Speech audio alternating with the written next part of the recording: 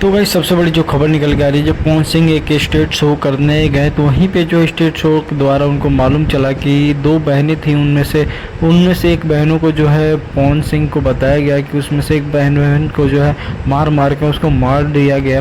वहीं पे मैं बता दूं कि पवन सिंह उसके घर गए, उससे मिले और पवन सिंह जो है उससे वादा भी किए हैं कि मैं तुम दोनों का भी शादी कराऊंगा और ये शादी का फुल जिम्मेवारी मेरा है। और जहाँ तक कि मैं बता दूं, पवन सिंह ये वादा ही नहीं बल्कि उसको बहुत ही जल्द पूरा करने वाले हैं। दोबारा स्टेज शो के दौरान उन्होंने फिर इस बात को चर्चा किया कि मैं एक जगह गया था तो वहीं पे ये बात मुझे मालूम चली कि दो बहन थी, उनमें से एक को मार दिया गया था। तो उन दोनों में से मैंने उन दोनों को वादा किया कि मैं ही शादी करवाऊंगा, क्योंकि मैं पवन सिंह हूँ, मैं वादे से नहीं निपटता और पीछे नहीं हटता। तो जाहिर सी बात है पवन सिंह तो पवन सिंह है। बाकी आप लोग तो जान ही रहे हैं पवन सिंह के बारे में।